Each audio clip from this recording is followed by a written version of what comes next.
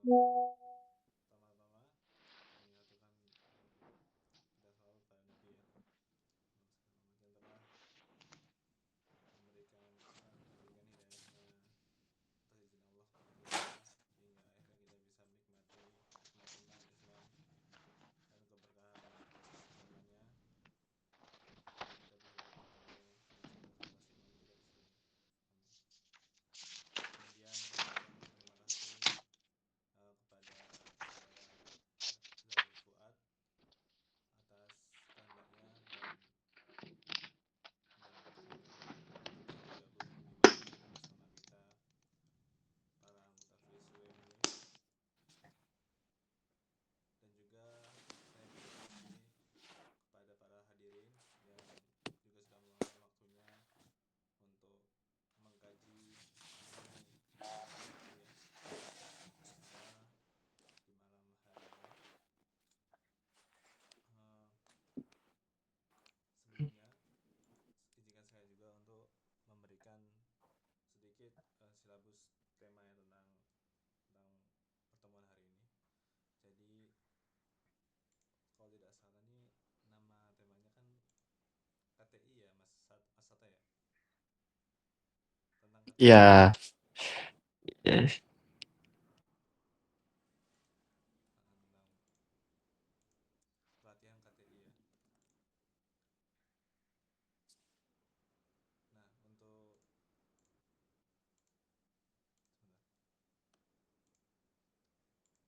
untuk CV atau perkenalan pemateri kepada pemirsa itu saya perkenalkan ya. Beliau adalah mahasiswa S1 Ekonomi Islam Universitas Brawijaya dengan fokus pada riset ekonomi syariah dan analisis kebijakan. Beliau memiliki rekam jejak prestasi nasional hingga internasional di bidang karya tulis ilmiah, bisnis plan, olimpiade ekonomi, dan debat, termasuk peraih gold medal tingkat ASEAN serta mahasiswa berprestasi FEB Universitas Brawijaya tahun 2026.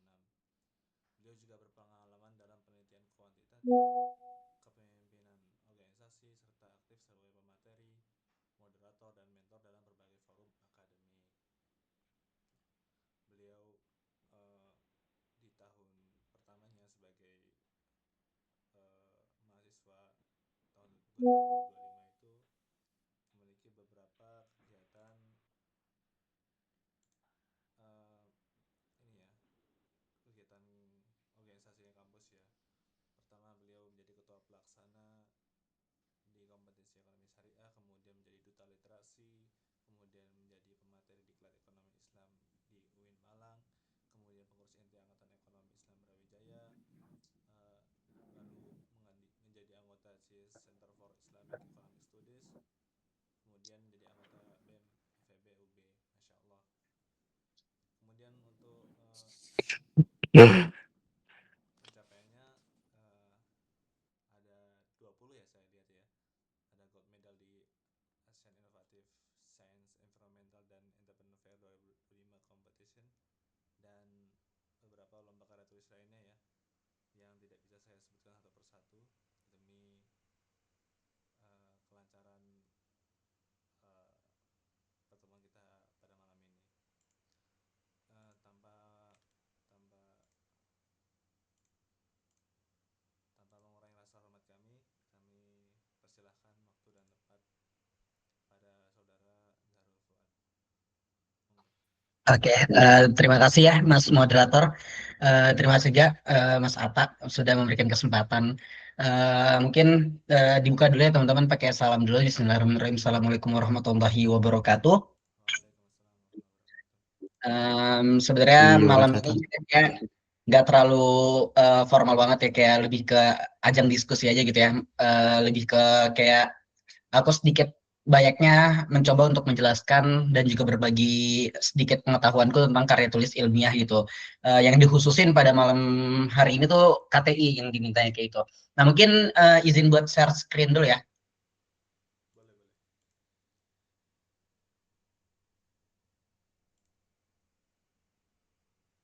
Nah, udah kelihatan ya teman-teman ya. Sudah, Mas. Oke. Em, Mungkin izin dengan Bismillah lagi ya teman-teman. Bismillahirrahmanirrahim.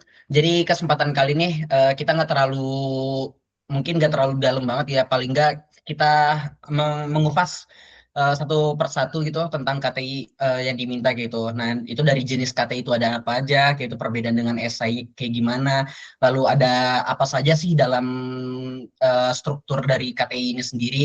Terus kita juga nantinya bakal ngebahas kayak bagaimana sih cara tips and trick mencari sebuah ide, menyusun judul yang baik, terus gimana caranya kita bisa mengatur citasi, mencari sumber ide, terus menghindari hal-hal yang melanggar kode etik dalam penelitian kayak itu, misalkan kayak anti plagiarisme dan lainnya kayak itu ya teman-teman.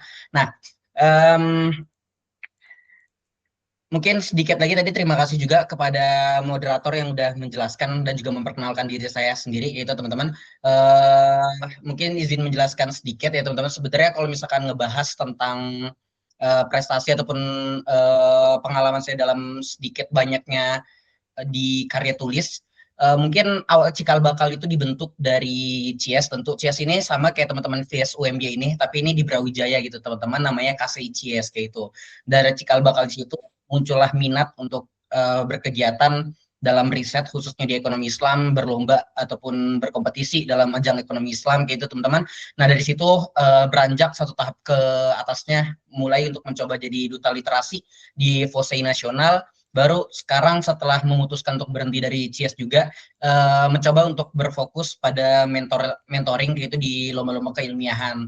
Dan alhamdulillah baru beberapa minggu kemarin, baru minggu ini gitu teman-teman disahkan menjadi salah satu mentor di ANSA Academy ataupun di akademi yang difokuskan untuk lomba keilmiahan gitu. Contohnya kayak KTI, esai, debat, dan juga bisnis plan teman-teman. Nah, kalau misalkan tentang achievement sendiri, alhamdulillah beberapa prestasi yang sebenarnya mungkin bukan karena kemampuan semata ya teman-teman, tapi juga ada faktor keberuntungan ataupun laki sehingga bisa mencapai titik ini gitu teman-teman. Nah, mungkin itu aja terkait dengan perkenalan. Mungkin kita bahas dulu tadi teman-teman. Dari awal dulu teman-teman, kita harus memahami fundamental apa sih KTI itu teman-teman. Nah, sebenarnya KTI itu mungkin teman-teman kerap dengar itu ya pasti hampir mayoritas tahu KTI itu singkatan dari karya tulis ilmiah. Nah, secara definisi sendiri itu merupakan sebuah laporan tertulis yang menyajikan hasil penelitian ataupun kajian suatu masalah yang nantinya akan disusun berdasarkan dengan beberapa kaidah, etika, dan juga metode keilmuan yang sangat beragam, teman-teman. Nah, itu secara definisi, kata itu kayak gitu. Nah, jadi sebenarnya kalau misalkan kita sebut dengan karya ilmiah itu karya tulis ilmiah itu sebenarnya lumayan banyak ya teman-teman. Itu kayak misalkan esai itu kita bisa sebut juga dengan karya tulis ilmiah kayak itu. Nah tapi misalkan bisnis plan juga, terus misalkan artikel gitu, itu bisa disebut juga dengan karya tulis ilmiah. Tapi yang akan kita pelajari malam ini itu lebih ke karya tulis ilmiah yang biasanya difokuskan ataupun diajang lombakan oleh teman-teman semua kayak gitu. Misalkan ajang-ajang yang kalau misalkan dari Mas Atas sendiri cerita itu kayak ada Temilrek kayak gitu teman-teman, Temilnas gitu. Nah biasanya ada karya tulis ilmiahnya kayak gitu. Nah buat jenis dan juga bagaimana strukturalnya nanti akan kita bahas di slide berikutnya. Nah, pertama mungkin kita mulai dulu dari perbedaan KTI dan juga esai teman-teman. Nah, dari introduction ataupun pendahuluan yang akan kita bahas nih, biasanya bagaimana kita membedakan antara KTI dan juga esai secara definisi dulu nih teman-teman. Nah, kalau misalkan karya tulis ilmiah itu biasanya tulisan akademik yang disusun secara sistematis untuk menjawab suatu permasalahan dengan menggunakan metode ilmiah yang beragam dan juga landasan kajian yang sangat baku teman-teman. Nah, berbeda dengan esai. Kalau esai itu tulisan prosa ataupun ya tulisan prosa lah yang bersifat argumentatif, biasanya lebih ke kayak ide kita ataupun argumen kita ingin disampaikan, dan dia biasanya membahas suatu isu dengan struktur yang lebih fleksibel serta dapat memuat sudut pandang pribadi penulis gitu. Nah berbeda dengan karya tulis ilmiah yang cenderung baku teman-teman. Nah kalau misalkan esai ini dia lebih kayak emosional lah kayak gitu. Nah, terus kalau misalkan dari orientasi ataupun tujuannya sendiri, kalau KTI itu dia lebih ke memecahkan suatu masalah dan tidak bertujuan untuk mempengaruhi pembaca secara persuasif kayak itu. Jadi dia tuh biasanya kalau misalkan yang sejauh yang aku pelajarin itu antara menciptakan sebuah teori, kalau enggak membuktikan sebuah teori, itu biasanya karya tulis ilmiah kayak itu. Nah, kalau misalkan esai sendiri, itu dia berorientasi pada pembentukan pandangan ataupun opini pembaca. Jadi kayak kita menulis esai, itu seakan-akan kita ingin pembaca ataupun reader ini kayak percaya ataupun tertarik dengan apa yang kita gagaskan gitu teman-teman. Nah, secara struktur bahasa sendiri, KTI itu lebih formal, baku, objektif, terus dia tuh sangat berbasis data. Bukan berarti esai itu nggak berbasis data, teman-teman, tapi cara bahasanya itu lebih ke semi formal, lebih ke komunikatif, sehingga kayak reader tuh enak untuk membaca dan cenderung lebih subjektif ataupun lebih kayak mengerucut kepada apa yang ingin kita bahaskan gitu. Nah, tapi beriringan dengan perkembangan dunia akademik ya teman-teman, esai ini sebenarnya juga yang awalnya lebih konsep kepada emosional ataupun cuman lebih ke persuasif ya teman-teman. Nah, makin sekarang tuh ada yang disebut juga dengan esai ilmiah. Nah, itu juga berbasis dengan data dan hampir menyerupai dengan KTI, tapi dengan struktural yang lebih simpel gitu teman-teman. Nah, makanya di bawahnya tuh kita membahas tentang struktur juga kayak itu, struktur pembahasan yang lebih teratur ketika di KTI. Terus mereka tuh biasanya sudah terstandarisasi kayak itu, ngelihat dari pihak mana yang mengadakan kayak itu dan mengikuti kaidah-kaidah penulisan ilmiah yang lebih konkret. Nah, berbeda dengan esai yang strukturnya itu lebih bebas, lentur dan juga menyesuaikan dengan gaya berpikir para penulis kayak itu teman-teman. Nah, dari struktur KTI dan esai sendiri itu simpelnya kayak gini. Hampir mayoritas itu dibuat kayak gini. Kalau misalkan dari karya tulis ilmiah itu biasa dimulai dengan judul, abstrak, lalu ada 5 bab biasanya, pendahuluan, kajian teori, metopen, metodologi penelitian, pembahasan, kesimpulan. Nah, nanti baru setelahnya palingnya daftar pustaka dan juga lampiran. Nah, kalau esai itu dia biasanya lebih bebas sebenarnya teman-teman, tapi maraknya sejauh yang kuikutin ini itu dia di setelah dari judul itu langsung 3 doang intinya, pendahuluan, pembahasan dan kesimpulan gitu teman-teman. Dan biasanya dari jumlah halamannya pun berbeda. Esai biasanya dimaksimalkan 10, kalau KTI bisa sampai 20 dan 30 kayak itu. Nah, jadi secara struktural juga sedikit banyaknya berbeda teman-teman. Nah, tapi sebenarnya KTI yang kita lihat ini itu punya dua wajah teman-teman. Ada yang disebut juga dengan KTI akademik dan inovatif. Nah, sebenarnya aku sendiri mengklasifikasikan KTI ini menjadi akademik dan inovatif itu sependek pengetahuanku dengan kawan-kawan di dunia perlombaan gitu teman-teman.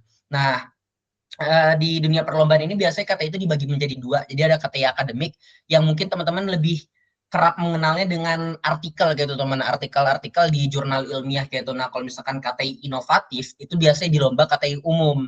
Nah, itu sebenarnya strukturalnya sedikit berbeda khususnya di bagian metodologi penelitian gitu teman-teman.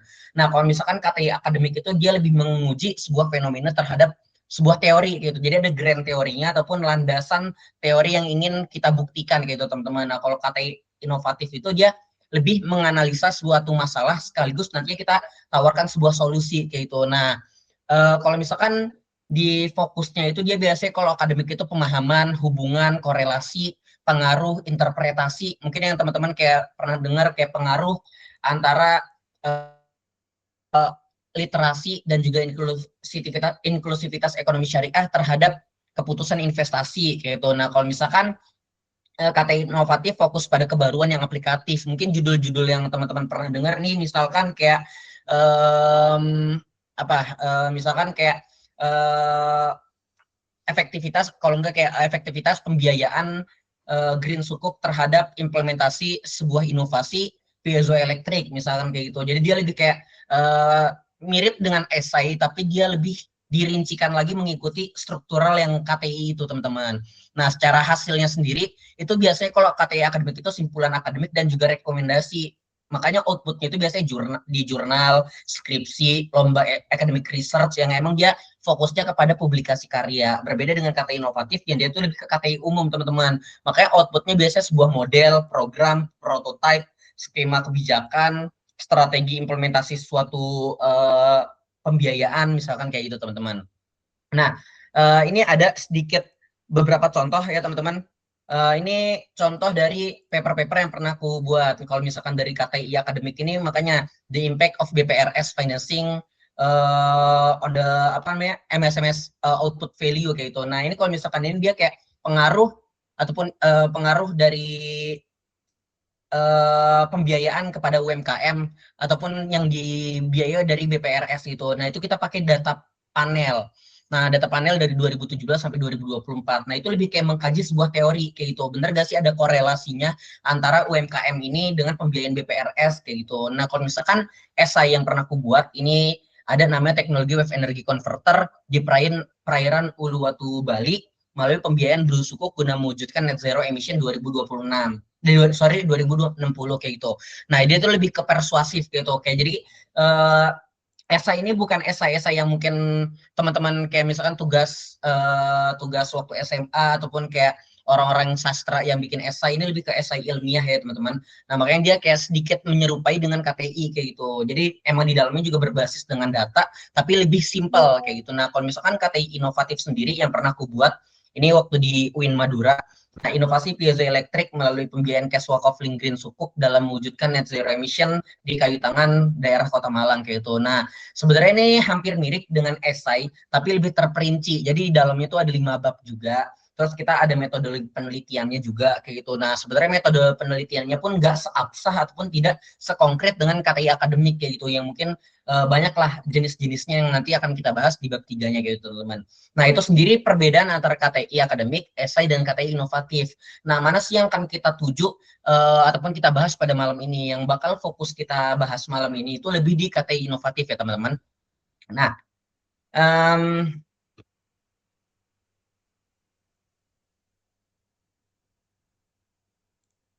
sebentar ya.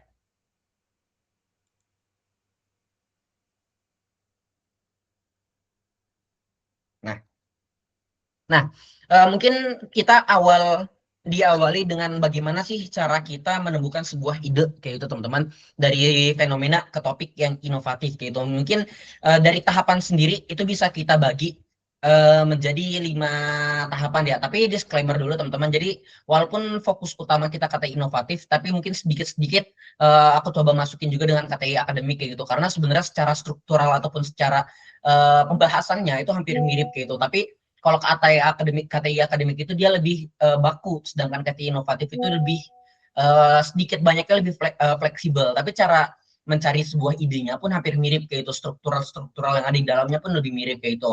Nah, awalnya kita bisa mulai dulu dengan fenomena apa problem nyata yang pernah terjadi di lingkungan-lingkungan kita gitu. Ketika kita mencari sebuah fenomena ataupun masalah, kita lihat juga nih aktor ataupun siapa saja yang terdampak dan siapa pengambil keputusannya ataupun siapa aktor di balik fenomena tersebut, siapa yang terdampak, lalu siapa yang punya tanggung jawab kayak itu. Nah, setelah itu kita lihat bukti. Bukti ini dimaksudkan itu data awal yang menunjukkan sebuah urgensi. Kayak data-data apa sih yang menunjukkan bahwa fenomena itu memiliki urgensi ataupun kayak kepentingan untuk kita teliti teman-teman ataupun kita bawakan.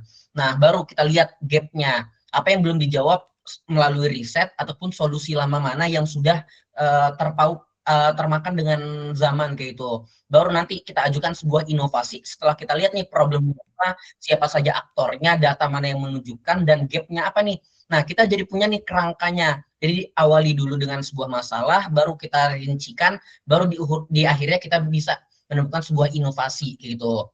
Nah, makanya sebenarnya ide yang menarik di karya tulis ilmiah itu biasanya lahir dari sebuah masalah nyata, data, dan juga kebutuhan pengguna, kebutuhan-kebutuhan ataupun kebutuhan aktor yang ada di lingkungan. Nah, kayak gitu. Nah, karena kita fokusnya di inovatif, teman-teman, maka kita harus biasanya dia outputnya itu memberikan sebuah inovasi, kayak gitu, bukan membuktikan sebuah teori berbeda dengan kata akademik. Nah, makanya berbeda tuh nanti biasanya hilir akhirnya antara KTI akademik dan juga KTI inovatif. Pembedanya biasanya di situnya. Nah, untuk mencari idenya juga dengan cara yang lebih terstruktur, itu biasanya kita bisa melakukan riset melalui situs jurnal ilmiah ataupun sosial media. Nah, misalkan kita gimana sih cara tahu fenomena aktor publik, bukti, gap, dan inovasi yang dibutuhin tuh. Nah, itu kan udah ada kerangka berpikirnya nih, apa aja yang perlu kita lakuin. Nah, gimana cara mencarinya? Itu kita bisa melalui jurnal ilmiah dan juga sosial media.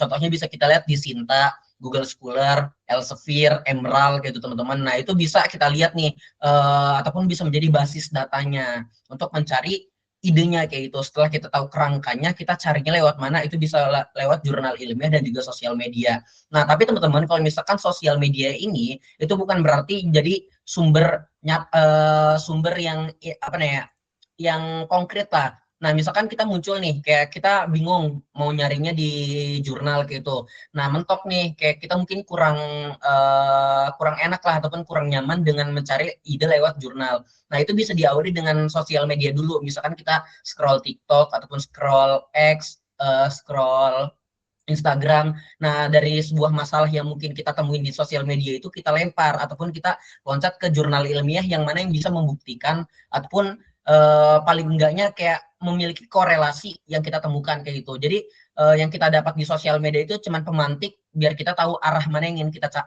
arah mana yang ingin kita bahas gitu, teman-teman. Nah, setelah sorry, selain itu kita juga bisa gunakan sebuah ide yang sudah ada untuk referensi, teman-teman. Nah, jadi kayak misalkan ada ide-ide yang sudah terpaut zaman, kalau enggak ide-ide misalkan kayak inovasi-inovasi yang udah ada di luar negeri. Nah, tapi kan itu belum ada di Indonesia. Nah, itu bisa kita ambil juga, teman-teman. Baru nanti kita masukkan, kita bikin sebuah rangkaian sistematik gimana caranya itu bisa diaplikasikan di Indonesia. Nah, itu biasanya bisa juga dengan menggunakan ide yang sudah ada untuk referensi. Nah, itu juga bisa digabungin, teman-teman, sebenarnya dengan tadi tahap pertama itu. Misalkan kita nemuin ide nih, misalkan kita nemuin masalah di sosial media tentang banjir misalkan di daerah Sumatera. Nah, setelah kita lihat masalah dari situ, kita lihat nih mungkin udah ada publikasi-publikasi artikel ataupun berita-berita yang bisa dipercaya. Nah, habis itu kita cari nih teman-teman referensi dari luar negeri, misalkan sebuah inovasi teknologi ataupun hal-hal lainnya itu yang bisa menjawab permasalahan serupa kayak itu, tapi belum diaplikasikan di Indonesia. Nah, itu bisa juga teman-teman bisa jadikan sebuah ide yang bisa diaplikasikan ataupun kita jadikan judul di karya tulis kita kayak itu, teman-teman. Nah, untuk struktur KTI inovatif sendiri yang secara menyeluruh, teman-teman, itu biasanya dimulai dari judul dan juga abstrak. Sorry ini kegabung ya. Ya kalau judul biasanya ya teman-teman tahulah isinya judul, terus nama, dim, dan lain-lainnya. Kalau misalkan abstrak itu biasanya dia secara nggak langsung itu satu halaman yang itu memuat segala hal yang kita bahas kayak itu. Jadi dalam abstrak itu biasanya ada inti masalah, solusi yang masalah yang kita bawa, yang kita angkat, solusi yang kita tujukan, metode yang kita gunakan, hasil utama ataupun solusi yang kita hasil dari solusi tersebut apa kayak itu, teman-teman. Nah, biasa ada keywordnya. Kalau misalkan teman-teman pernah notice gitu di bawah abstrak biasa ada keywordnya tentang apa fokus utamanya yang ingin kita kaji gitu. Nah, dari bab satu sendiri itu biasanya memuat dengan latar belakang, rumusan masalah, tujuan, manfaat, dan juga batasan penelitian gitu, teman. Nah, terus kalau misalkan di bab 2-nya, itu lebih ke teori inti, penelitian terdahulu, kerangka pikir, hipotesis, jika perlu gitu. Nah, biasanya hipotesis ini lebih banyak digunakan di KTI akademik gitu. Kalau misalkan di KTI inovatif, dia lebih kayak menjelaskan secara eksplisit satu persatu apa saja yang kita muat. Misalkan kayak tadi, kalau misalkan teman-teman notice tadi tentang green casual coupling sukuk, piezoelektrik kayak gitu. Nah, itu nanti dibahas apa itu casual coupling sukuk, apa itu apa itu piezoelektrik, apa itu daerah kayu tangan, kayak gitu, teman-teman. Apa itu net zero emission.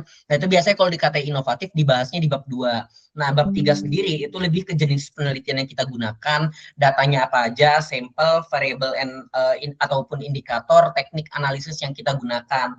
Nah, ini pun ini teman-teman struktur ini lebih ke KTI akademik ya sebenarnya, tapi kalau misalkan di inovatif itu hampir mirip, tapi misalkan di bab 3, nah itu biasanya kita menggunakan jenis penelitiannya yang kualitatif, karena kan kita tidak tidak menggunakan data kuantitatif kayak gitu ya. Kita nggak pakai lembar kuesioner ataupun kita lebih ke data kualitatif menggunakan data sekunder, teman-teman. Data sekunder ini sendiri itu kayak ngambil data kedua, bukan kita yang mencari, tapi kita misalkan dari jurnal ilmiah ataupun artikel ataupun misalkan dari berita kayak gitu. Jadi berbeda dengan kuantitatif yang primer kayak itu, kuantitatif yang sekunder gitu, teman-teman. Nah, kalau misalkan bab 4 ini lebih ke hasil analisis, uji solusi komparasi, pembahasan dampak di KTI akademik kayak gitu.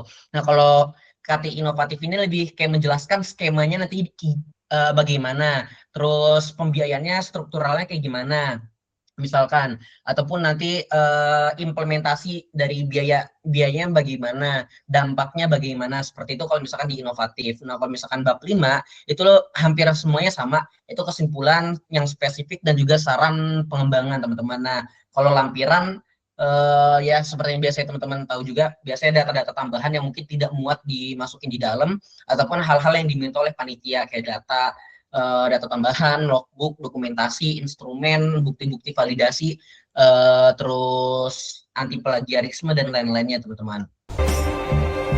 Nah, mungkin kita akan bahas pada malam ini fokusnya di 3 bab dulu ya teman-teman. Nanti di bab 4 itu kebetulan nggak aku buatin slide karena kemarin sempat kelewat teman-teman, mohon maaf nih. Bab 1 teman-teman itu kita mulai dari membangun sebuah masalah, bukan hanya sebuah menumpuk opini gitu. Nah, kesalahan mayoritas orang-orang itu teman-teman, itu mereka masukin semuanya kayak itu sehingga reader tuh pusing. Sebenarnya intinya mana sih kayak gitu, orang tuh yang membaca tuh nggak tertarik gitu. Nah, sebenarnya secara piramida itu segitiga mengkerucut ke bawah gitu. Kita bahas dari sesuatu yang umum, kita spesifikasikan menjadi khusus, baru kita tawarkan solusi kita kayak gitu.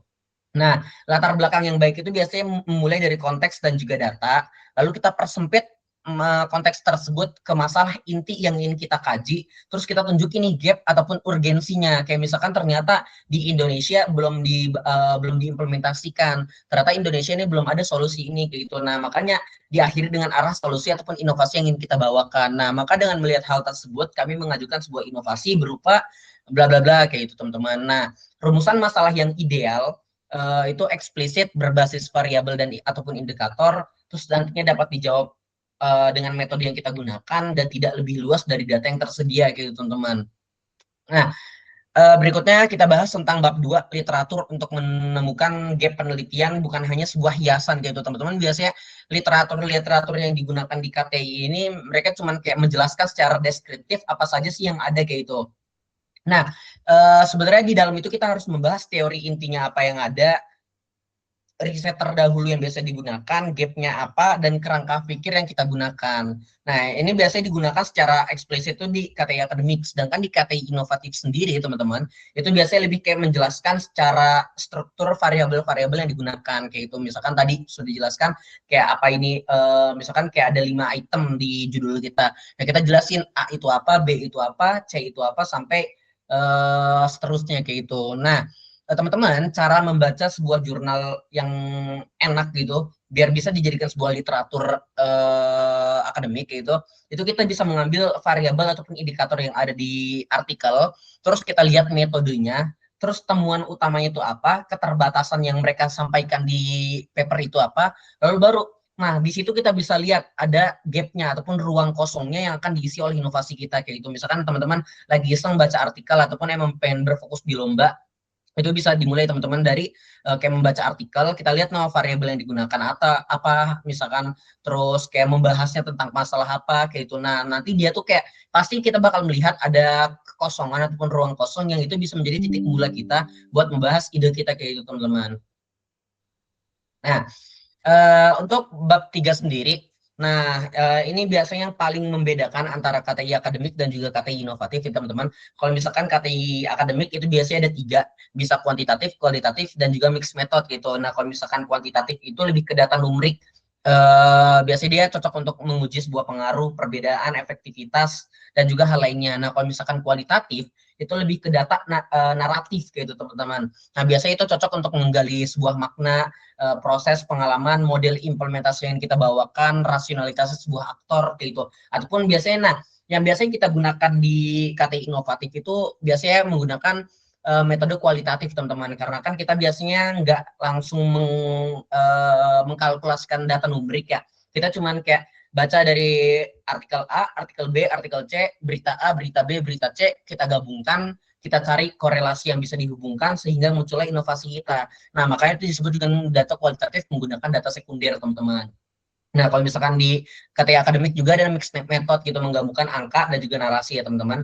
Nah, itu sebenarnya metode-metode yang kalau misalkan di KTI akademik, ini salah satu bab yang paling susah gitu. Tapi kalau misalkan di KTI inovatif, sependek pengalamanku, itu mayoritas emang mereka menggunakan kualitatif ya, karena mereka cuma menjelaskan aja kita menggunakan kualitatif dengan data sekunder yang dimana kita mengambil dari artikel ilmiah ABC, terus kita rumuskan sebuah masalah, kita sampaikan solusi ataupun implementasi ide yang ingin kita bawakan gitu teman-teman. Nah, untuk bab 4 sendiri, itu biasanya lebih kayak bagaimana nanti implementasi dari ide yang ingin kita bawakan. Nah, nanti kalau misalkan masih bingung antara bab 1, bab 2, bab 3, bab 4, dan bab 5, setelah ini kita bakal membedah gitu. Kita bedah coba salah satu KTI inovatif yang pernah aku buat dengan teman-temanku kayak itu teman-teman.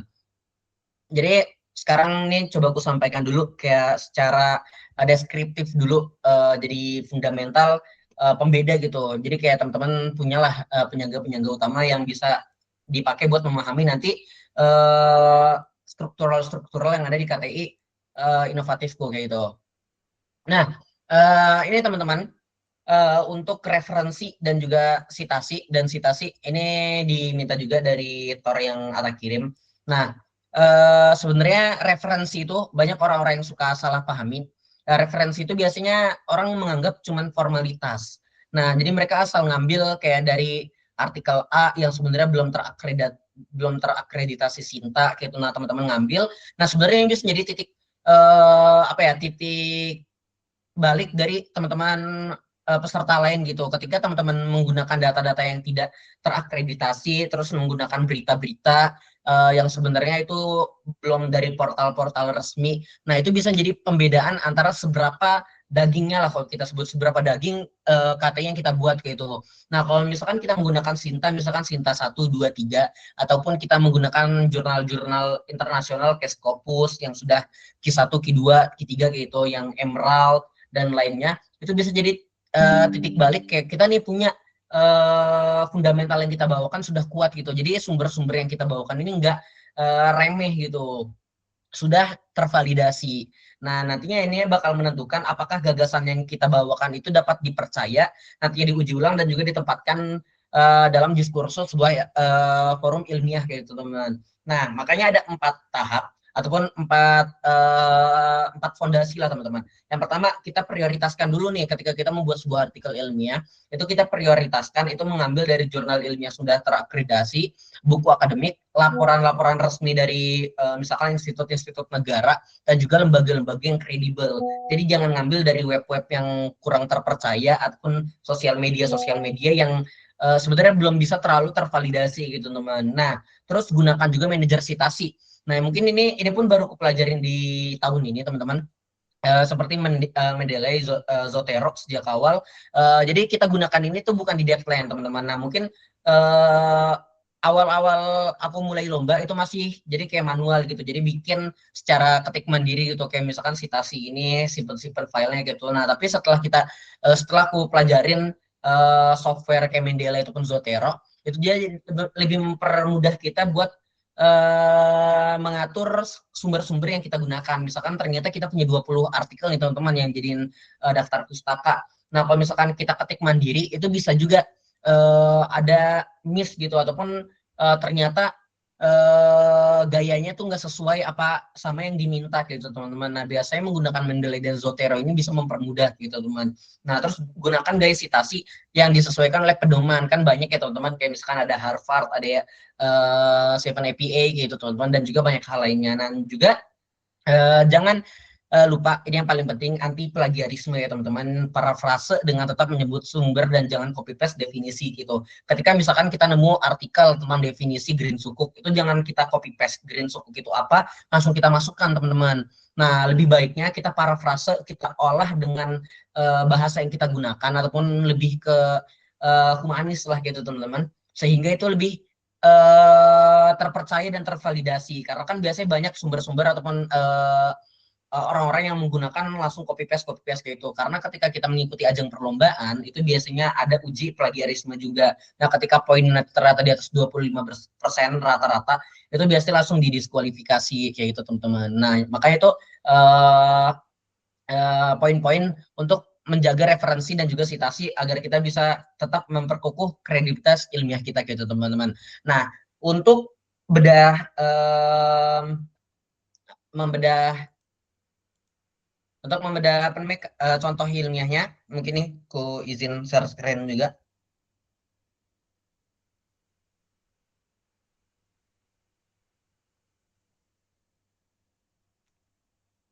Nah, ini contoh teman-teman KTI inovatif yang pernah aku buat gitu, dengan judul Inovasi Piezoelektrik melalui pembiayaan cash walk of link green sukuk dalam mewujudkan net zero emission di Kayu Tangan, Kota Malang gitu, teman-teman. Nah, ini secara ide gitu, jadi kayak ada ide yang kita bawakan ini teman-teman. Nah, terus ada tujuannya juga mewujudkan net zero emission kayak gitu. Nah, sehingga kayak solusi terus nanti ditambahkan dengan tujuan akhirnya. Terus biasanya untuk memperkukuh teman-teman kalau misalkan kita inovatif ketika misalkan kita mau inovasi sebuah teknologi. Nah, ini teman-teman perlu digaris bawahi juga. Biasanya ide-ide ketika kita ingin menyampaikan sebuah ide. Nah, tapi itu secara terlalu general gitu teman-teman, secara langsung se-Indonesia. Nah, itu sebenarnya ngebikin penelitian ataupun kata yang ingin kita bawain itu lebih susah untuk kita kaji teman-teman. Misalkan kayak inovasi piezo elektrik ini. Nah, melalui pembiayaan Keswakaf Link Green Sukuk teman-teman. Nah, misalkan piezo elektrik ini kan sebuah teknologi. Nah, teknologi ini pastinya butuh pembiayaan kan teman-teman. Nah, pembiayaan itu kan nggak kecil, biasanya besar. Makanya kita lawan ataupun kita balas dengan potensi Keswakaf Link Green Sukuk, salah satu instrumen pembiayaan yang ada di ekonomi Islam kayak itu. Nah, kenapa kita milih daerah ataupun kita spesifikasikan di Kayu Tangan Kota Malang? Bayangin teman-teman kalau misalkan itu berhenti mewujudkan net zero emission doang. Nah, secara hitungan sendiri, nah modal yang dibutuhin tuh berapa sih? Karena kan kita nggak tahu nih, kita mau naruh di PZ elektriknya ini gitu. Terus misalkan ternyata Cashwalk of Link Green Sukuk ini kan juga punya batas maksimal untuk mendanainya juga. Nah, kalau misalkan secara menyeluruh nih se-Indonesia kayak gitu. Nah, itu kan kayak sedikit rancu ya, teman-teman. Jadi kita nggak tahu nih butuh data apa butuh biaya minimal berapa, biaya operasional berapa gitu. Nah, biasanya biar lebih berimpact dan juga eye catching di mata juri, itu kita butuh lokasi implementasinya teman-teman kayak gitu. Itu biasanya salah satu tips and trikku selama ikut lomba itu ngasih lokasi implementasinya juga. Nah, ini biasanya tentang abstraknya teman-teman. Ini di dalamnya ini udah memuat tadi yang sudah disampaikan kayak dimulai dari masalah, terus nanti ada solusinya, terus kita menggunakan apa, baru nanti ditutup dengan kesimpulan dan juga ada kata kunci ataupun keyword-keyword yang kita gunakan gitu. Nah, Nah, ini kalau misalkan dari latar belakang, ini teman-teman. Nah, ini yang biasanya membedakan antara esai dan kata itu di mananya. Ini kalau misalkan teman-teman notice, di sini misalkan bab 1 pendahuluan 1.1, terus ada 1.2, 1.3, 1.4 kayak gitu. Nah, ini yang membedakan. Jadi kalau misalkan di esai itu dia pendahuluan, ya udah nggak ada sub-subnya kayak gitu, teman-teman. Jadi langsung aja membahas tentang masalah, terus mengkerucut lebih spesifikasinya, terus solusi yang ingin kita bawakan baru masuk di akhirnya di judul. Kalau di kita di kata inovatif ini dia ada strukturalnya sendiri. Jadi dimulai dengan 1.1 biasanya dimulai dengan latar belakang. Eh, ini membahas tentang masalah-masalah yang ada di gas rumah kaca ataupun emisi yang ada di Indonesia. Terus baru kita lihat ada potensi-potensi. Misalkan di sini ada nih teman-teman. Di sini ada potensi pembiayaan yang cash wakaf cash wakaf link sukuk dan juga green sukuk gitu teman-teman. Nah, itu bisa untuk mendanai proyek-proyek yang berbasis hijau gitu. Nah, di sini baru oleh karena itu diperan adanya sebuah inovasi dalam memanfaatkan sumber energi baru dan terbarukan yang dinamakan dengan POZ elektrik gitu. Jadi dia secara terstruktural dari masalah yang besar ke struktur lebih spesifikasi, ngelihat potensi-potensi yang ada baru masuk ke ide yang ini kita bawakan. Nah, nanti baru di sini rumusan-rumusan masalahnya apa, tujuan penelitian yang ingin dicapai apa, manfaatnya nanti untuk masyarakat, untuk diri sendiri dan untuk yang lain-lainnya apa aja gitu. Itu dari bab 1. Nah, untuk bab 2-nya ini teman-teman ini kajian pustaka ataupun literatur review kalau misalkan di KTI akademik biasanya disebutnya gitu. Nah, ini tadi ya sudah aku jelaskan misalkan kayak tadi ini kan kita ngebahas tentang piezoelektrik. Jadi jelasin piezoelektrik ini itu apa gitu secara definisi, secara sistematika itu kayak gimana, cash wakaf link sukuk itu apa, green sukuk itu apa, net zero emission itu apa kayak itu. Sehingga bab 2 ini berfungsi itu sebagai landasan fundamental kita sehingga kita memahami nih teman-teman ataupun reader itu reviewer ataupun juri itu memahami landasan-landasan dari ide yang ingin kita bawakan gitu. Nah, itu di bab 2-nya. Nah, di bab 3 sendiri, teman-teman, ini biasanya kan metode penelitian. Nah, jenis dan pendekatan penelitian yang kita gunakan. Nah, ini menggunakan metode jenis penelitian kualitatif. Nah, ini ngejelasin tentang metode kualitatif itu apa, gitu, teman-teman. Nah, terus ini biasanya masuk dalam penelitian ini menggunakan pendekatan apa teman-teman. Nah, ini biasanya kita menggunakan research and development ataupun R&D kayak gitu sehingga kita meriset dan juga mendukung sebuah inovasi yang sebelumnya ada ataupun sebelumnya memiliki gap kita dukung ataupun kita elaborasikan dengan hal lainnya kayak gitu.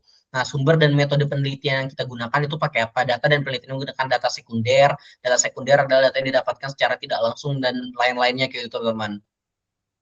Nah, metodenya sendiri, ini metode yang digunakan dalam penelitian ini merupakan penelitian berbasis analisis deskriptif ya teman-teman. Nah, ini kayak lebih menganalisa dan juga mendeskripsikan apa yang ingin kita bawakan gitu. Itu secara menyeluruh. Nah, ini sebenarnya yang hampir setahu gue ya teman-teman di KTI inovatif ini nggak jauh beda, hampir mayoritas strukturalnya kayak gini dan isinya hampir mirip-mirip gitu. Di dalamnya hampir mirip seperti ini kayak gitu, tapi paling disesuaikan dengan pembahasan-pembahasan yang kita bawakan. Kayak gitu. Berbeda dengan KTI akademik yang dia metodenya bisa tadi ada banyak kan, ada kualitatif, kuantitatif, terus ada mixed method, datanya ada sekunder, ada primer, terus cara pencarian idenya ada data panel, ada dan lain-lainnya kayak gitu teman-teman, ada 3 jenis kayak gitu. Nah, ini yang tadi luput dimasukin di PPT, ini tentang hasil dan pembahasan di KTI inovatif.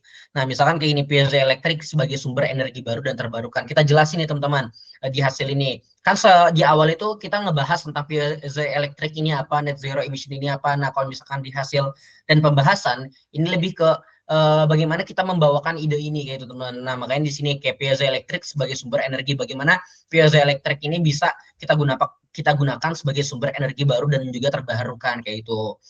Nah, setelah kita bahas nih dari piezoelektriknya ini, baru di subnya lagi implementasi piezoelektrik ini pada wisata kayu tangan kayak itu teman-teman. Nah, gimana sih cara yang kita mengimplementasikannya di daerah kayu tangan kayak itu. Nah, daerah kayu tangan ini kita jadikan sebagai pilot project ataupun ya percobaan terlebih dahulu lah untuk nantinya bisa dikembangkan ke daerah yang lebih luas kayak itu.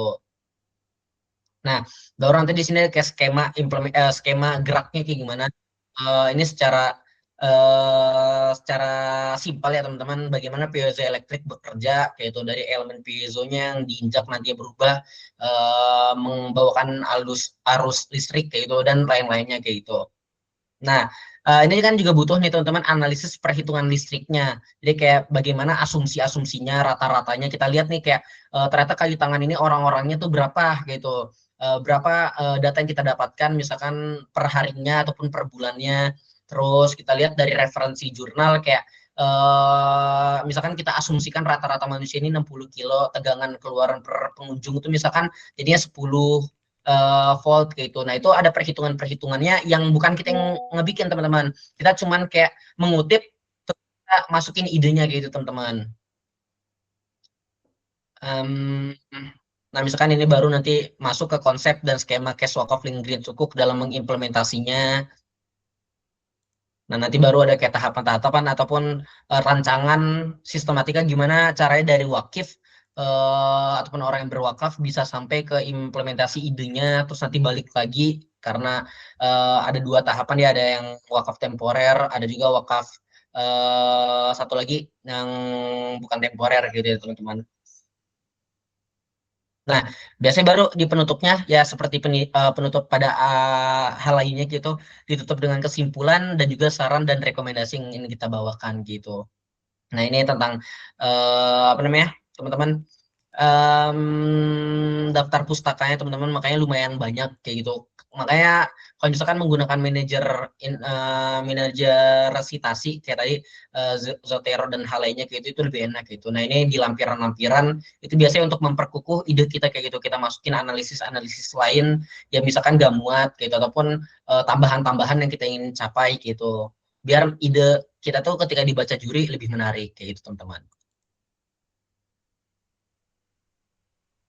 Nah, eh teman, mungkin setengah jam ataupun 40 menitan tentang membahas dari KTI inovatif sendiri. Mungkin ditutup dari sesi presentasi ini ya teman-teman ataupun penyampaian materinya. Kok sedikit lah ya. Sebenarnya ilmu pengetahuan itu berkembang bukan karena kita mengetahui semua jawaban, melainkan karena kita terus berani mencari dan juga mempertanyakan suatu hal tersebut teman-teman. Nah, mungkin itu doang bisa aku kembalikan ke moderator teman-teman. Terima kasih. Terima kasih pada Mas Zarufur sebagai pemateri malam ini ya. Begitu tadi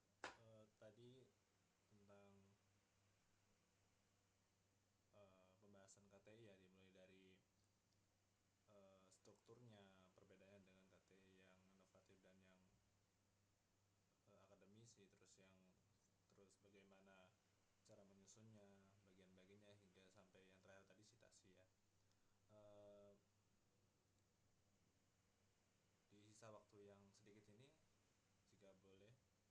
saya adakan sesi pertanyaan ya.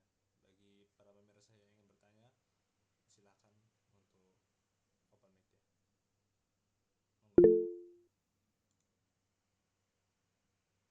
Silakan Mas Arif bertanya. Oh ya, sebelum ini lanjut ke sesi pertanyaan ya. Terima kasih ya Mas Fahmi ya. Sama terima kasih juga pemateri Mas Zahrul udah dibantu disampaikan tadi. Nah, sebelum aku tanya nih, ini betul kan waktunya tinggal sedikit nih Fahmi. Baiknya kita pindah dulu nggak nih ke link yang baru? Oh iya iya. Oh iya boleh boleh. Jadi di chat Kita pindah dulu aja kali. Oh iya, sip. di chat itu ada link ya. Sebentar. Bisa kita pindah. Zahrul bisa ini ya ke link yang baru.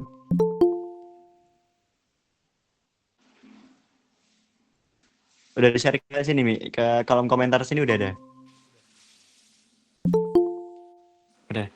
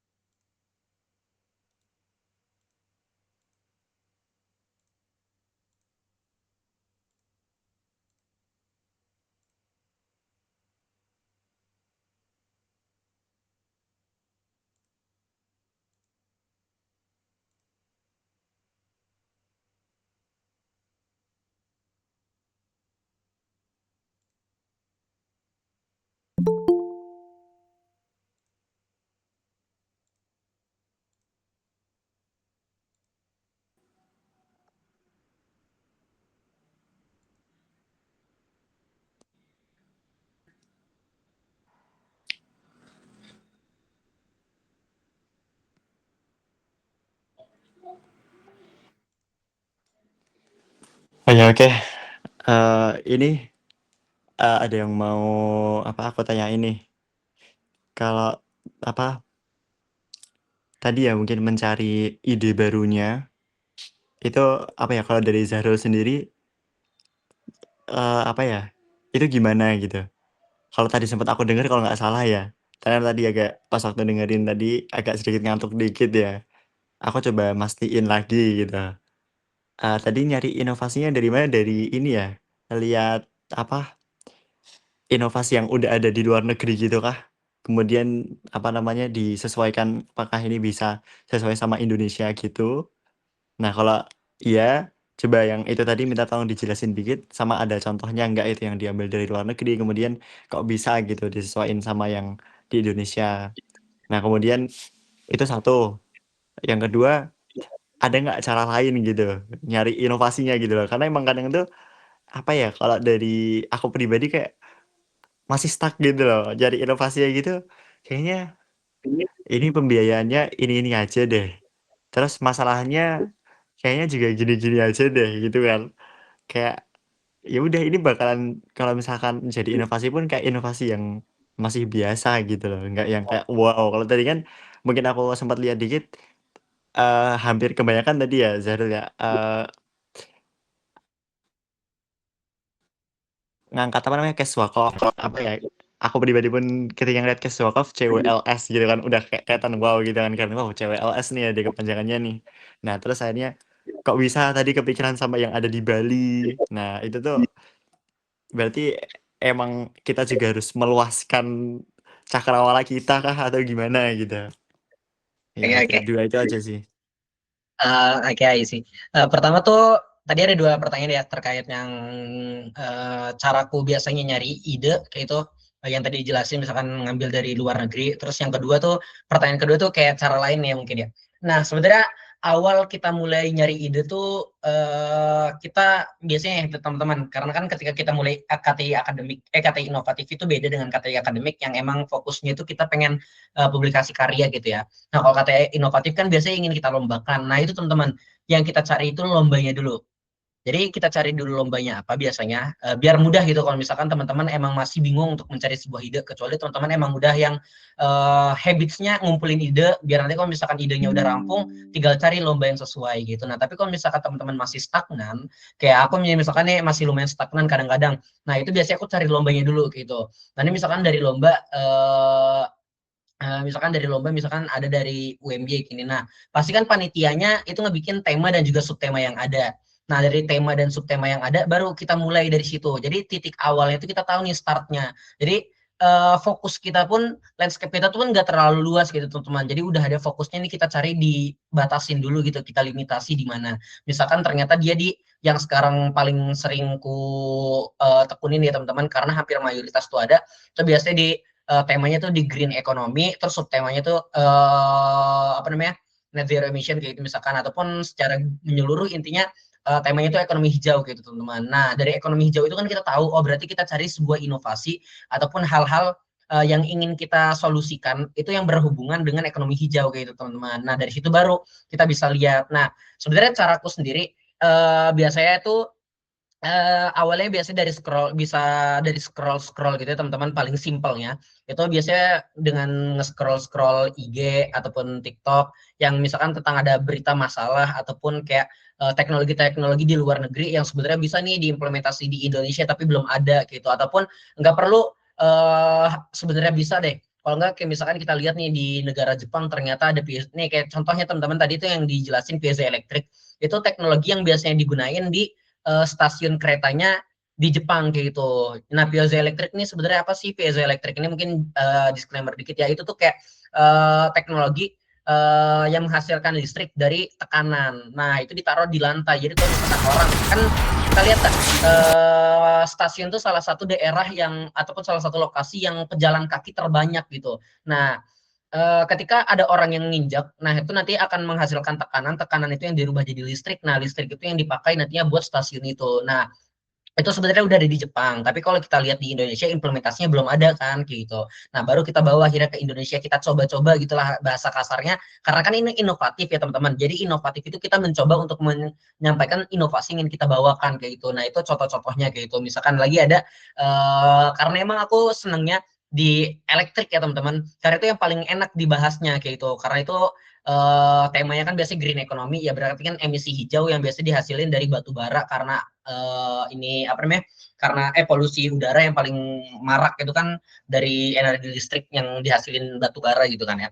Nah, itu makanya biasanya aku fokusnya di situ, gimana cara ngebikin PLTS lah, terus kalau nge-PLC elektrik, ada juga pernah bikin itu tuh tadi pembangkit listrik dari gelombang ombak pernah, dari arus pernah, terus dan banyak hal lainnya kayak gitu teman-teman.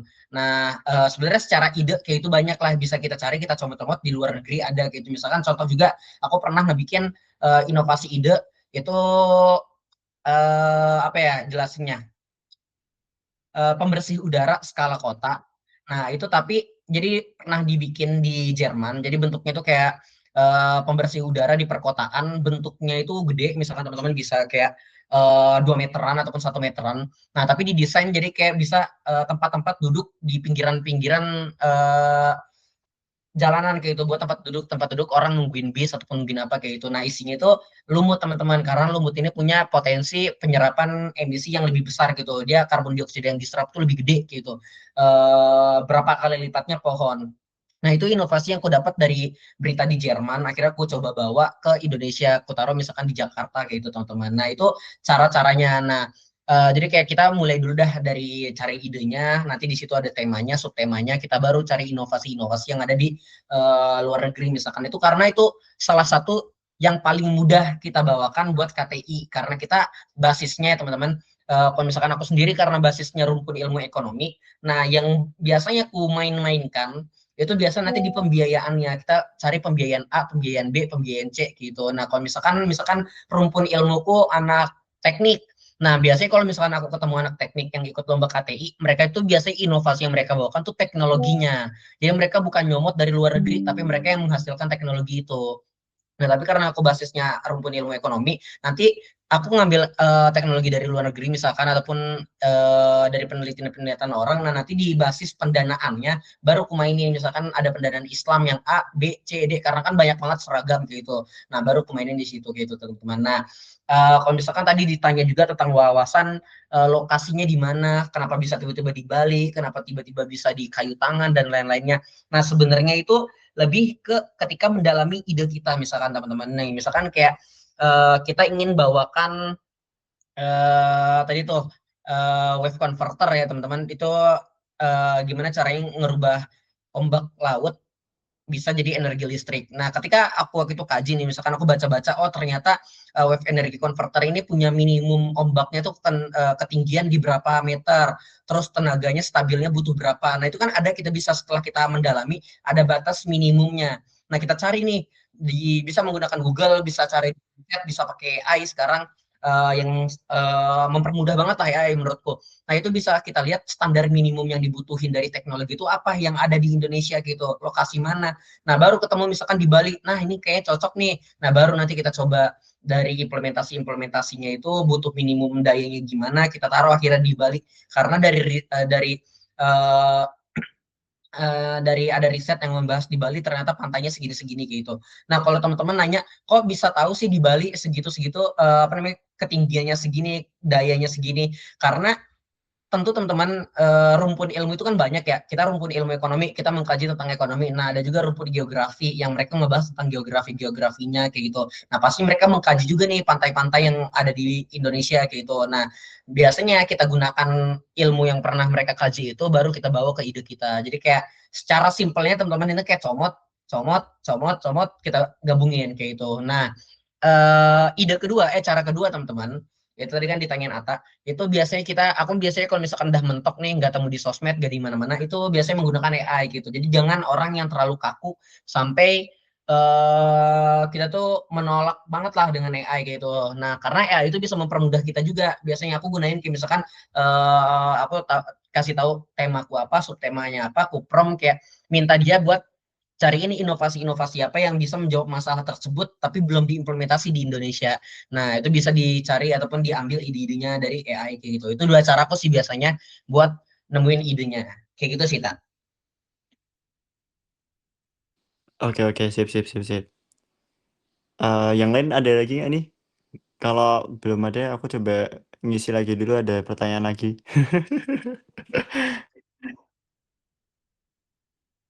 Silakan yang lain Mas moderator bisa ini dibantu dialamatkan.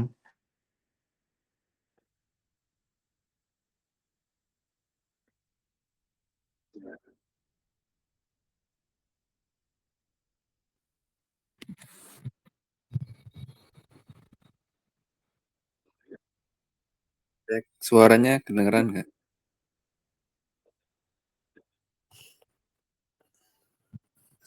Oke, alhamdulillah tadi sudah dipaparkan oleh Mas Zahrul ya. Cukup menarik dan membuka apa ya wawasan buat aku sendiri tentang karya tulis penjurnal ataupun intinya berkaitan dengan apa namanya riset dan penelitian. Nah, eh, jadi aku lihat apa ya kayak salah satu poin yang menarik apa namanya kalau di KTI sendiri kan outputnya adalah inovasi ataupun solusi dari suatu permasalahan.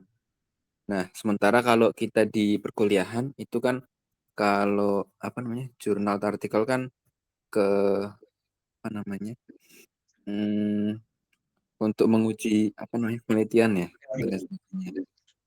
Nah, mungkin apa ya namanya kalau dari kita ikut ATI ataupun Pembaha dan kita kan juga di satu sisi juga apa namanya juga punya kewajiban untuk membuat jurnal ataupun nanti dia atau menggunakan skripsi.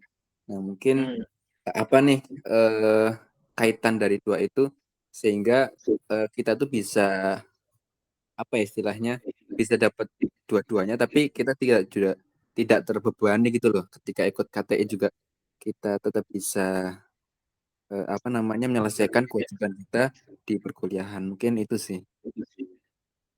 Oke, makasih ya Mas tadi pertanyaannya. Sebenarnya kalau misalkan dijelasin kayak itu, kalau misalkan yang outputnya yang tentang inovasi ataupun solusi itu lebih ke tadi jenis KTI inovatif kayak itu teman-teman. Nah kalau misalkan yang mirip dengan skripsi ataupun bisa disebut sama lah dengan skripsi itu KTI akademik kayak gitu. KTI akademik bentuknya gimana nih? Mungkin aku coba share screen ya. Em, Ini salah satu contoh KTI akademik yang waktu itu aku publikasi jurnal, kalau nggak salah di Sinta 4 ya teman-teman. Nah, dia tuh ada formatnya yang diminta gitu. Nah, terlihat kan bedanya dia nggak sekreatif KTI inovatif gitu, karena dia biasanya bukan dibasiskan di lomba. Ada juga lomba-lomba yang emang fokusnya di research akademik kayak gitu, biasanya conference dan lain-lainnya. Nah, tapi kalau misalkan dari yang biasa orang-orang cari di KTI akademik itu ke publikasi jurnal ilmiah kayak gitu. Nah ini JES Jurnal Ekonomi Syariah, aku sedikit lupa di mana kayak gitu. Kalau nggak salah Sinta 4. Nah ini kan kayak udah ada nih kayak standar-standarnya, nanti metodologinya apa. Nah itu strukturnya tuh yang diminta itu dari si jurnalnya. Jadi mereka punya template-nya kayak gimana kayak gitu. Nah misalkan ini kayak ini hipotesisnya H0 gimana, H1-nya gimana kayak gitu. Nah ini baru result and discussion-nya kayak gimana kayak gitu setelah kita pakai data-data uji-uji data kayak gitu. Nah mungkin ini sebenarnya kalau misalkan dibilang aku nggak terlalu menguasai juga tentang KTI akademik, tapi sedikit banyaknya lumayan bisa lah kayak gitu teman-teman. Tapi kalau misalkan yang benar-benar uh, di luar kepala nggak segitunya, karena ini merupakan salah satu hal yang lumayan susah. Nah tapi kalau misalkan aku kenal kakak tingkatku dari UIN Bandung yang dia emang fokusnya itu jadi mahasiswa yang kompetisinya di KTI akademik, jadi dia nyarinya lomba-lomba yang research paper. Kenapa dia fokusnya di research paper? Karena dia emang lebih, jadi setelah aku ngobrol sama dia ada jenis orang-orang yang emang otaknya itu didesain itu buat menguji teori ataupun buat angka-angka kayak gini lah kayak gitu, yang dia bukan menginovasikan sesuatu hal, tapi kayak misalkan dia ada isu masalah A, ngelihat data dari OJK misalkan kayak gini-gini, oh kayaknya ada nggak sih korelasinya, ada nggak sih efektivitasnya. Nah biasanya dia tipikal otak yang lebih condong ke sana. Kalau aku tipikal yang kreativitas, yang biasanya nyari implementasi sebuah ide dan lain-lainnya kayak gitu. Nah, kalau misalkan ditanya gimana caranya biar bisa seimbang ya. Nah, kalau misalkan kita bahas sendiri, kalau aku sendiri ngejawabnya tuh biar bisa eh satu dayung dua pulau terlampaui lah kayak bahasanya kayak itu. Biasanya kamu bisa fokus nih ngincarnya di KTI akademik kayak gitu, nyarinya kayak publikasi jurnal lah ataupun ngelihat-lihat sekarang tuh udah banyak kayak skripsi-skripsian. Jadi dimulai dari sekarang. Jadi nggak harus langsung patokin ke mau skripsi, tapi cicil-cicil aja dulu. Kalau misalkan yang ku tahu, kalau misalkan kita di UB sendiri misalkan itu dia udah sampai Sinta 1 kalau nggak salah itu udah tembus skripsi. Jadi nggak usah skripsi lagi kayak itu kalau misalkan dia udah publikasi jurnal. Karena secara nggak langsung dia udah skripsian tapi dari sejak dini kayak gitu teman-teman. Nah, tapi kalau misalkan dibahas, aku takut nih kalau misalkan ikut lomba-lomba kayak misalkan esai ataupun KTI inovatif kayak gitu, tapi nanti takut kuliahku ketinggalan kayak gitu. Nah, itu sebenarnya bisa ngambil rumpun subtemanya ataupun temanya sesuai dengan rumpun ilmu kita. Misalkan kayak aku nih anak ekonomi Islam. Nah, makanya aku nyarinya tuh eh, nyarinya ide-ide yang emang berbasis dengan ekonomi Islam kayak menggunakan pembiayaan cash wakaf link sukuk. Nanti di dalamnya kan ada akad-akad transaksinya. Nah, itu makanya teman-teman kalau misalkan sedikit cerita. Jadi waktu aku masih maba semester 1 itu jadi aku udah pelajarin pelajaran-pelajaran semester 3 bahkan semester 4 sejak semester 1. Karena kan kita nggak bisa menyampaikan sebuah ide tanpa kita bedah-bedah idenya, tanpa kita bedah-bedah sistematikanya, buka-buka jurnal, publikasi, buka-buka artikel-artikel yang udah dipublikasi kayak gitu. Nah makanya sebenarnya ada juga, jadi nggak mungkin kalau misalkan kita fokusnya relate dengan rumpun kita gitu, misalkan kata inovatif tapi masih di rumpun ilmu kita, itu nanti bakal membantu juga dengan kuliah kita kayak gitu. Tapi kalau misalkan emang fokusnya pengen ngejar skripsi biar lebih paham ataupun biar cepat selesai, itu bisa fokusnya di KTI akademik aja kayak gitu sih.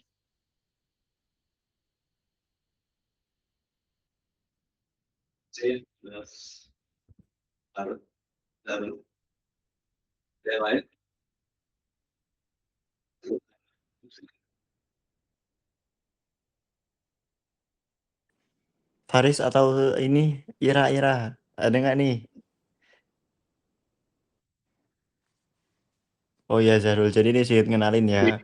Ada dua apa namanya anggota yang aktif banget nih dari angkatan baru. Wih.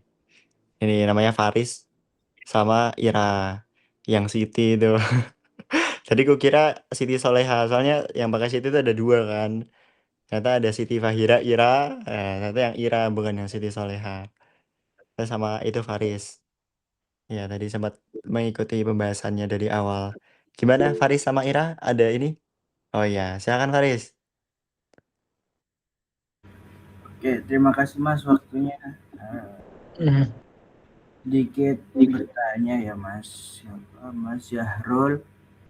Kan saya masih baru lah di perkuliahan. Jadi karena ada model baru untuk mengganti skripsi menjadi KTI akademik, jadi saya terpacu untuk membuat sebuah artikel untuk dipublish, tapi masih ada satu bab yang mungkin belum saya pahami kan, dan telah Mas jelaskan ada kita 5 bab itu ada kajian teori, itu bisa tolong jelaskan bagaimana buat isinya atau cara membuatnya, karena di bab-bab lainnya insya Allah saya udah memahami, tinggal bab kedua ini yang saya belum terlalu paham.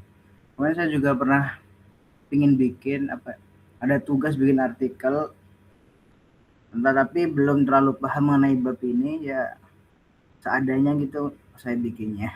Jadi bisa mungkin membantu saya juga untuk menyusun sebuah KTI ke depannya. Begitu Mas. Terima kasih. Tadi ditanya tentang teori ya, bab di teori utama kayak itu. Nah, biasa itu ada di bab 2.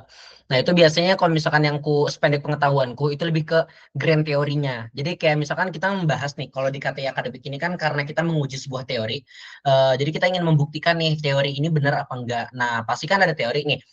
Teori itu didapat dari mana teman-teman? Nah, itu teori itu biasanya dari penelitian terdahulu, kayak misalkan teori tentang misalkan tentang ini, aku lagi modelku tentang pengaruh literasi dan juga inklusivitas, misalkan nih, pengaruh literasi ekonomi Islam dan juga inklusivitas ekonomi Islam terhadap keputusan investasi di investasi green economic, kalau di Indonesia investasi instrumen ekonomi hijau yang Islam kayak gitu. Nah, ini kan kalau misalkan kita lihat itu kan ada kayak teori utamanya itu tentang pengaruh manusia kayak gitu ya, pengaruh manusia ataupun kalau nggak salah itu di TBA, aku lupa kepanjangannya apa, behavior apa gitu. Nah, itu yang ingin kita kaji, bener gak sih kalau misalkan di teori itu disampaikan, kalau misalkan ternyata di teori itu disampaikan misalkan keputusan investasi misalkan kayak gitu dicapai ketika literasi, dan ini misalkan perumpamaan doang ya, ketika misalkan dicapai ketika ketika inklusivitas dan juga literasi itu lumayan tinggi. Nah, jadi itu landasan teori utamanya yang ingin kita bawakan kayak gitu, ataupun landasan utama teori yang ingin kita kaji di artikel kita. Nah, nanti baru kita lihat nih data-datanya kayak gimana. Data A, data B, misalkan data dari literasi kita sebar kuesioner, terus inklusivitas kita sebar kuesioner. Nah, habis itu nanti kita kita masukin ke Stata ataupun itu alat-alat yang buat ini ya, software-software buat ngeinin data kayak itu, ngebikin yang tadinya berbentuk kuesioner, nanti kita lihat nih misalkan pakai setuju, tidak setuju dan lain-lain, itu kan biasa dibasisin ke 1 sampai 5 ya. Nah, itu nanti bisa, habis itu nanti kita biasanya bisa pakai regresi linear berganda ataupun SMPLS. Aku kurang tahu kamu udah belajar apa belum ya Faris. Pokoknya nanti kalau misalkan aku dipelajarin di semester 3 yaitu ekonometrika. Nah, itu lebih ke membahas bagaimana kita mengolah data-data tersebut. Nah, nanti baru di Metopen semester 4 ini sedang aku jalanin, itu kayak baru gimana caranya metode penelitiannya kayak gitu. Nah, di situ baru juga dijelasin kayak grand theory itu apa dan lain-lainnya kayak gitu. Jadi kalau misalkan dijelasin tentang grand theory ini ataupun bab kajian teori ini, itu teori dasar yang ingin kita bawakan gitu, ataupun kita uji kayak gitu. Nah, sebenarnya kalau misalkan aku ngobrol sama kakak tingkatku yang lebih menguasai KTI akademik lagi, kalau misalkan di ranah S1 ini, dia tuh lebih kayak membuktikan teori yang udah ada. Jadi kita cari nih teori A, teori B, teori C gitu. Terus baru kita coba uji dengan hal-hal yang ada secara nyata sekarang, dengan tahun-tahun yang terbaru kayak itu, ataupun di kalangan-kalangan Gen Z, Gen Alpha gitu. Kalau teman-teman nyadar biasanya skripsian kan lagi ajang-ajang skripsian mahasiswa akhir sebar kuesioner. Biasanya akhir-akhirnya tuh ada respondennya tuh tujuannya buat Gen Z, Gen Z, Gen Z gitu. Karena kan biar berbeda dengan penelitian sebelumnya, makanya dia menggunakan Gen Z kayak gitu. Nah, kalau misalkan yang aku pelajarin dari cuttingku, kalau misalkan kayak S2, S3 gitu di tesis mereka ataupun disertasi mereka itu lebih kayak bukan menguji lagi, bukan mengkaji lagi, tapi mereka menciptakan teori baru kayak gitu. Nah, teori-teori baru itulah yang nanti biasanya anak S1 kita itu kita pakai buat penelitian kita. Kayak gitu sih sebenarnya sependek pengetahuanku ya.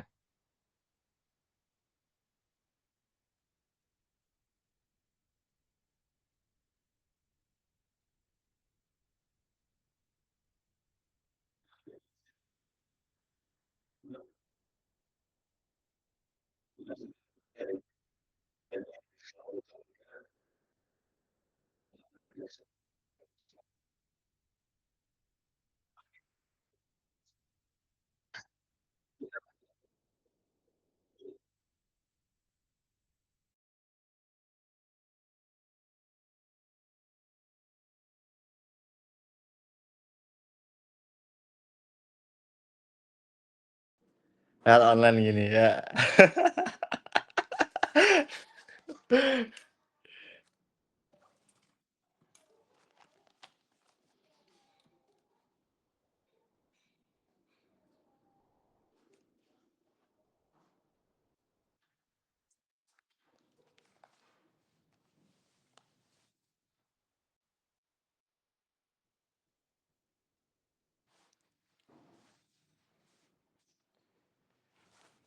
Oh ya, ya terima kasih ya kepada Mas Zahrul atas keluangan waktunya, udah disempatkan untuk membantu memberikan pemahaman lebih terkait karya tulis ilmiah apa, ke KCI kami ya, FIS UMY. Ya harapannya semoga dengan pertemuan ini, yang paling utama adalah silaturahminya bisa tetap terjalin ya antara FIS dan UB ya. Mantan berarti ya Zahrul ya? Udah mantan Cies ya? Waduh. Masih sedikit-sedikit lah berhubungan. Oh iya, boleh boleh ya. Pokoknya biar apa ya, apa anak-anak UMY ini kalau misalkan ke Malang ya nggak nyasar gitu loh. Bisa tanya Mas Zahrul gitu kan. Ini kemana gitu kalau mau ke UB atau gimana lah ya. Itu yang pertama itu terima kasih ya. Semoga silaturahminya tetap terjalin dan yang kedua semoga juga atas apa yang disampaikan bermanfaat kepada kita semua tentunya, kepada Mas Zahrul juga bisa apa lebih inilah, apa namanya, lebih berpengalaman untuk proses-proses selanjutnya. Jadi bekal gitulah ya berarti ya Zahrul ya? Ya, Amin. dan yang ketiga tentunya terima kasih ke Mas Zahrul, apa ya, ya ini udah disampaikan tadi materi terkait KTI-nya, insyaallah bermanfaat banget bagi kami. Dan ini ada sedikit, apa ya, bukan sedikit, ada bentuk apresiasi ini ya, apa ya, ya dalam bentuk online dulu lah ya, karena kita belum bisa ketemu secara langsung. Ya jadi ini kita bisa parodi dikit kali ya tangannya kayak gini. Oke, ya begitu. Mas Fahmi, cukup? Ya,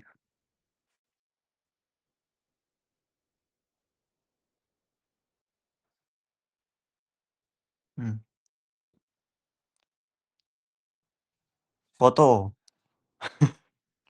Iya, kita tetap dengan foto, bukan hamdalah. Ya, Mi?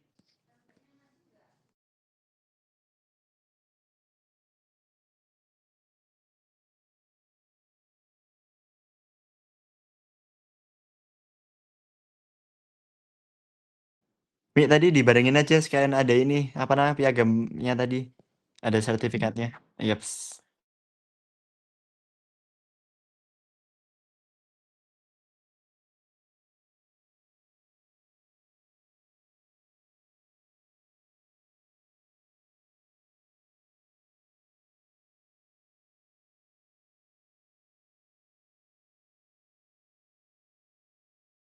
Ya, bebas dulu.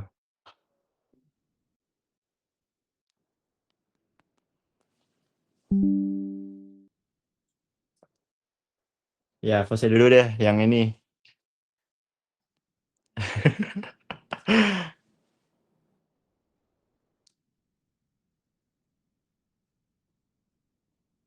Selanjutnya yang Fis.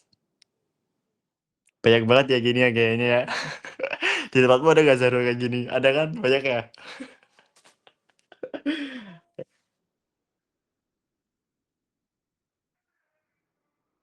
Oke.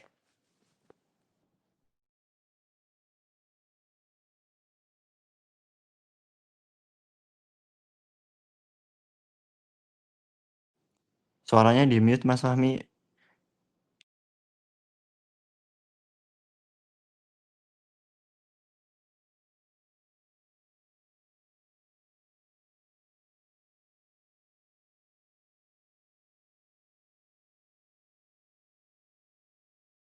Subhanakallahumma bihamdika asyhadu an la ilaha illa anta astaghfiruka wa atubu ilaik.